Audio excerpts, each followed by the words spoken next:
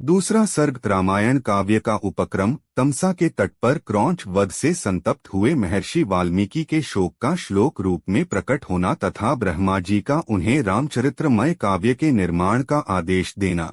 नारद मुनि ने महर्षि वाल्मीकि से क्या कहा जानने के लिए बालकांड प्रथम सर्ग पर जाएं।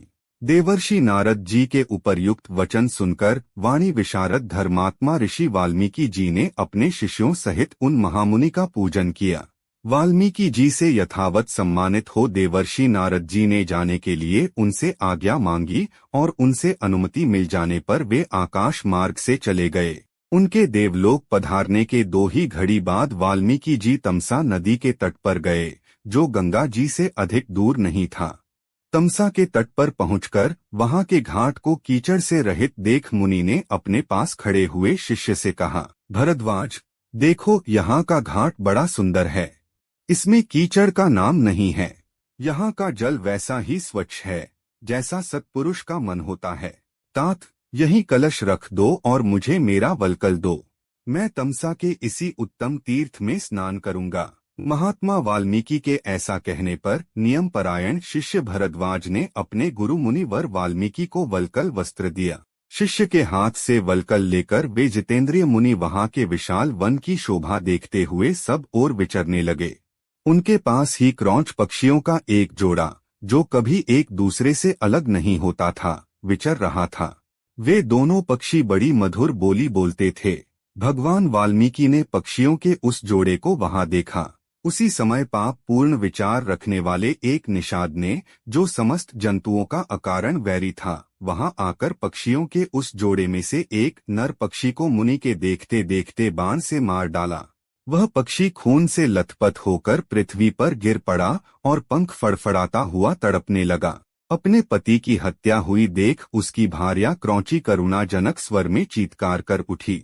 उत्तम पंखों से युक्त वह पक्षी सदा अपनी भार्या के साथ साथ विचरता था। मस्तक का रंग तांबे के समान लाल था और वह काम से मतवाला हो गया था। ऐसे पति से वियुक्त होकर क्रौंची बड़े दुख से रो रही थी। निषाद ने जिसे मार गिराया था, उस नर पक्षी की वह दुर्दशा देख उन धर्मात्मा ऋषि को बड़ी दया आई। स्वभावतः करुणा का अनुभव करने वाले ब्रह्मर्षि ने यह अधर्म हुआ है ऐसा निश्चय करके रोती हुई क्रौंची की ओर देखते हुए निषाद से इस प्रकार कहा, निषाद, तुझे नित्य निरंतर कभी भी शांति न मिले, क्योंकि तूने इस क्रौंच के जोड़े में से एक की, जो काम से मोहित हो रहा था, बिना किसी अपराध के ही हत्या कर डाली। ऐसा कहकर जब उन्होंने इस पर विचार किया, तब उनके मन में यह चिंता हुई कि अहो, इस पक्षी के शोक से पीड़ित होकर मैंने यह क्या कह डाला।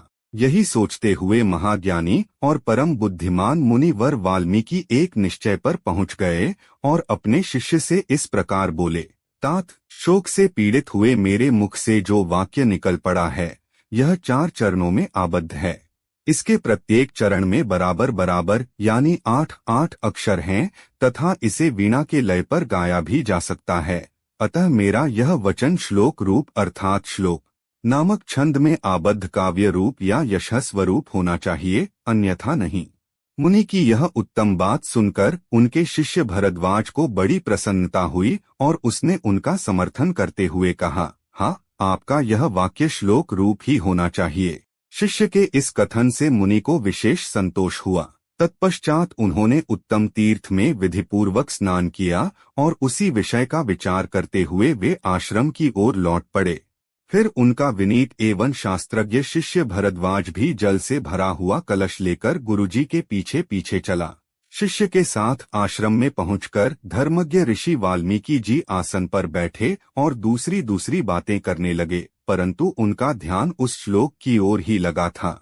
इतने ही में अखिल विश्व की सृष्टि करने वाले सर्व समर्थ महातेजस्वी चतुर्मुख ब्रह्मा जी मुनिवर वाल्मीकि से मिलने के लिए स्वयं उनके आश्रम पर आए। उन्हें देखते ही महर्षि वाल्मीकि सहसा उठकर खड़े हो गए। वे मन और इंद्रियों को वश में रखकर अत्यंत विस्मित हो हाथ जोड़े चुपचाप कुछ काल तक खड़े ही रह गए, कुछ बोल न सके। तत्पश्चात उन्होंने पाद्य, अर्घ्य, आसन और स्तुति आदि के द्वारा भगवान ब्रह्मा जी का पूजन किया और उनके चरणों में विधिवत प्रणाम करके उनसे कुशल समाचार पूछा।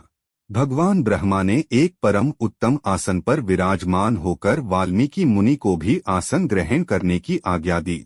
ब्रह्मा जी की आज्ञा पाकर वे भी आसन पर बैठे। उस समय साक्षात लोक पितामह ब्रह्मा सामने बैठे हुए थे, तो भी वाल्मीकि का मन उस क्रौंच पक्षी वाली घटना की ओर ही लगा रहा। वे उसी के विषय में सोचने लगे जिसकी बुद्धि वैर भाव को ग्रहण करने में ही लगी रहती है। उस पापात्मा व्याध ने बिना किसी अपराध के ही वैसे मनोहर कलरव करते क्रौंच पक्षी के प्राण ले लिए। यही सोचते सोचते उन्होंने क्रौंची के आर्तनाद को सुनकर निषाद को लक्ष्य कर श्लोक कहा था। उसी को फिर ब्रह्मा जी के सामने दोहराया। उसे दोहराते ही फिर उन्हें अपने दिए हुए शाप के अनौचित्य का ध्यान आया। तब वे शोक और चिंता में डूब गए। ब्रह्मा जी उनकी मनःस्थिति को समझकर हंसने लगे और मुनिवर वाल्मीकि से इस प्रकार बोले, ब्राह्मण, तुम्हारे मुंह से निकला हुआ यह छंदोबद्ध वाक्य श्लोक रूप ही होगा। इस विषय में तुम्हें कोई अन्यथा विचार नहीं करना चाहिए। मेरे संकल्प अथवा प्रेरणा से ही तुम्हारे मुंह से ऐसी वाणी निकली है। मुनिश्रेष्ठ, तुम श्री राम के संपूर्ण चरित्र का वर्णन करो। परम बुद्धिमान भगवान श्री राम संसार में सबसे बड़े धर्मात्मा और धीर पुरुष हैं। तुमने नारद जी के मुंह से जैसा सुना है, उसी के अनुसार उनके चरित्र का चित्रण करो। बुद्धिमान श्री राम का जो गुप्त या प्रकट वृत्तांत है, तथा लक्ष्मण, सीता और राक्षसों के जो संपूर्ण गुप्त या प्रकट चरित्र हैं, वे सब अज्ञात होने पर भी तुम्हें ज्ञात हो जाएंगे। इस काव्य में अंकित तुम्हारी कोई भी बात झूठी नहीं होगी, इसलिए तुम श्री रामचंद्र जी की परम पवित्र एवं मनोरम कथा को श्लोकबद्ध करके लिखो। इस पृथ्वी पर जब तक नदियों और पर्वतों की सत्ता रहेगी, तब तक संसार में रामायण कथा का प्रचार होता रहेगा। जब तक तुम्हारी बनाई हुई श्री राम कथा का लोक में प्रचार रहेगा, तब तक तुम इच्छानुसार ऊपर नीचे तथा मेरे लोकों में निवास करोगे। ऐसा कहकर भगवान ब्रह्मा जी वहीं अंतर्धान हो गए। उनके वहीं अंतर्धान होने से शिष्यों सहित भगवान वाल्मीकि मुनि को बड़ा विस्मय हुआ। तदंतर उनके सभी शिष्य अत्यंत प्रसन्न होकर बार बार इस श्लोक का गान करने लगे तथा परम विस्मित हो परस्पर इस प्रकार कहने लगे, हमारे गुरुदेव महर्षि ने क्रौंच पक्षी के दुख से दुहखी होकर जिस समान अक्षरों वाले 4 चरणों से युक्त वाक्य का गान किया था, वह था तो उनके हृदय का शोक, किंतु उनकी वाणी द्वारा उच्चारित होकर श्लोक रूप हो गया। इधर शुद्ध अंतःकरण वाले महर्षि वाल्मीकि के मन में यह विचार हुआ कि मैं ऐसे ही श्लोकों में संपूर्ण रामायण काव्य की रचना करूं। यह सोचकर उदार दृष्टि वाले उन यशस्वी महर्षि ने भगवान श्री राम के चरित्र को लेकर हजारों श्लोकों से युक्त महाकाव्य की रचना की, जो उनके यश को बढ़ाने वाला है। इसमें श्री राम के उदार चरित्रों का प्रतिपादन करने वाले मनोहर पदों का प्रयोग किया गया है। महर्षि वाल्मीकि के बनाए हुए इस काव्य में तत्पुरुष आदि समासों, दीर्घगुण आदि संधियों और प्रकृति प्रत्यय के संबंध का यथा योग्य निर्वाह हुआ है। इसकी रचना में समता है, पदों में माधुर्य है और अर्थ में प्रसाद गुण की अधिकता है। भावुक जनों, इस प्रकार शास्त्रीय पद्धति के अनुकूल बने हुए इस रघुवर चरित्र और रावण वध के प्रसंग को ध्यान देकर सुनो। इस प्रकार श्री वाल्मीकि निर्मित आर्ष रामायण आदि काव्य के बालकांड में दूसरा सर्ग पूरा हुआ।